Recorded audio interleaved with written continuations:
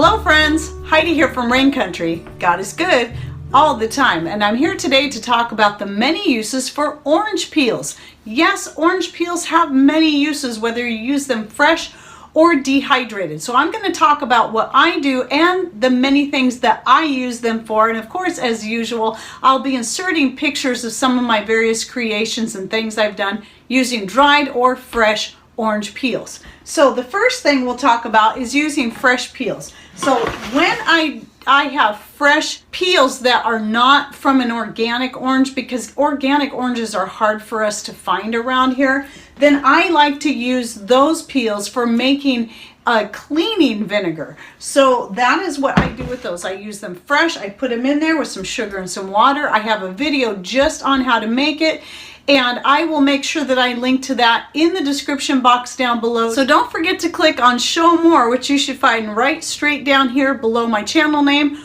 or the little gray arrow if you're on a smart device, which should be right over on this side, right below the video. So now that's what I do with fresh orange peels. Now all of the other orange peels I will dehydrate up and then use them for many more things. Not that you can't use fresh peels in other stuff, which I have, but mostly that's what I use it for. All right, now let's talk about the dehydrated peels. First, I'm going to start talking about the organic orange peels that I use, because I still use both. I still dehydrate both, but they have different purposes. So let me talk about dehydrating before I get on to what I use them for. Now, at this time of the year, spring, summer, I have electric dehydrators that I plug into our solar power and run them that way. And I have these little cloth donut things that I made to go inside there to reduce the plastic exposure to my food and whatever else, herbs and stuff like that. And if you're interested in learning how to make these, I have a video on that I will also link in the description box down below. So I run this. You can actually set the heat a little bit higher. I still try to keep it around 115 and not go any higher than that. I just find things are best when you do that for the most part, when you're talking fruits, vegetables, or anything like that. If you're dehydrating meat, yes, you can go up to 125, but really for any of this stuff, I'd say that falls in the fruit vegetable range. Set it at 115. Now in the winter time, I use the wood stove dehydrator rack that Patrick built for me. And here's a picture right here where you can see I'm drying some orange peels and several other herbs right next to the wood stove. I've also, because orange peels can handle your fruit peels, these are actually grapefruit here, but they can handle a little bit higher heat. I sometimes will even dry them on top of my wood stove. But since we're getting plenty of solar power, I'm going to be putting these fresh, these ones we just peeled, on the dehydrator rack here, and so they'll be running on my Nesco. Now here is some organic orange peel powder. It's not really that powdery. I should probably re-powder it up, but I use this a lot for flavoring. So I've used this in making my orange almond cinnamon rolls. I'll use it actually in the cinnamon roll itself, where you add the cinnamon and the butter and the sugar. I'll actually use the orange peel powder, or granules more like, right in there with that. And I also will add it to the icing that I like to drizzle over the top. I do the same thing when I'm making any kind of orange flavored bread, whether it be orange apple bread or orange pumpkin bread. Then I do the very same thing. I'll use it in the bread, and I'll also use it in the icing itself, and it just adds a nice orange flavor to that. It just makes it really good. And another thing I like to use the orange peel granules for is in my homemade chocolates. So I have a couple different types of chocolates I make. I'll have like an orange cream where I actually separate it out, where I'll have like a white chocolate base and then, you know, a milk chocolate top to it, and I make that all from scratch. I do have videos on how to do this, and of course I'll link to that down below. But I've also made chocolate where I don't use any sugar whatsoever. I only use raisins to sweeten with, and so I'll just make the batch of regular milk chocolate, and then I'll pour it over the raisins and the orange peels and maybe some almonds if I choose to throw those in there, and that makes a really tasty chocolate, and you get a little bit of that orange flavor in there. It's just really good. And then another thing that I use the organic oranges for, these would be beyond peels, but I want to show you this too. I'll actually slice the whole orange, leaving the peels on, and dehydrate them them up and then use those for making my homemade orange extract. And yes, I have videos on making orange extract I will link to down below. However, before you go watch that, I want to tell you my new favorite way that I haven't made a video on yet, at least at the time that I'm shooting this video.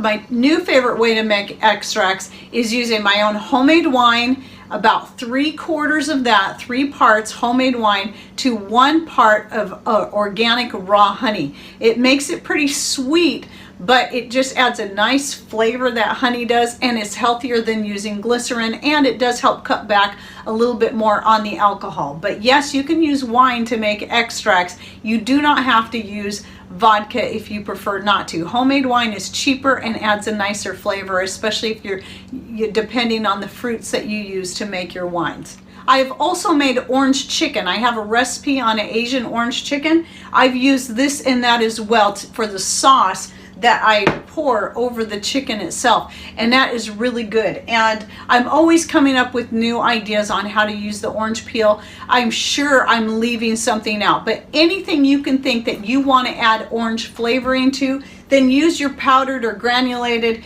dehydrated organic orange peels for that.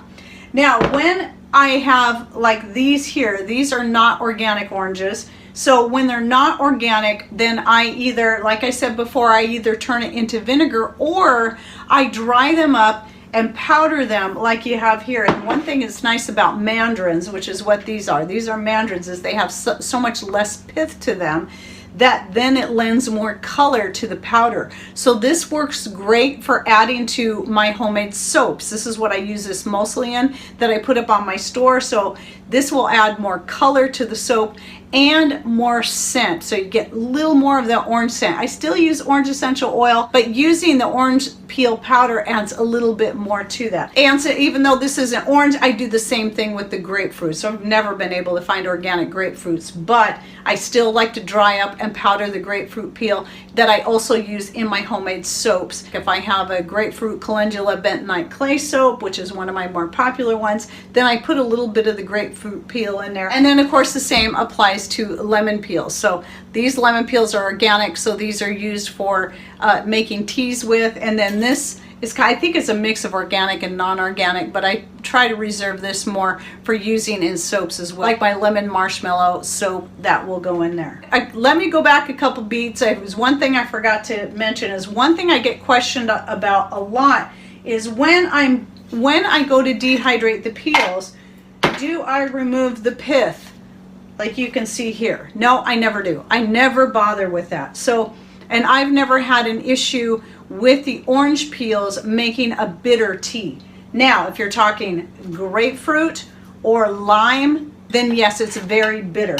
But since I don't use those in teas, I'm not concerned about that. The lime peel and the grapefruit peel all get used in soap making, so the flavor is not an issue there. Again, the nice thing about mandarins, if you can find organic mandarins, they have so little pith that you're getting all just the outside peel.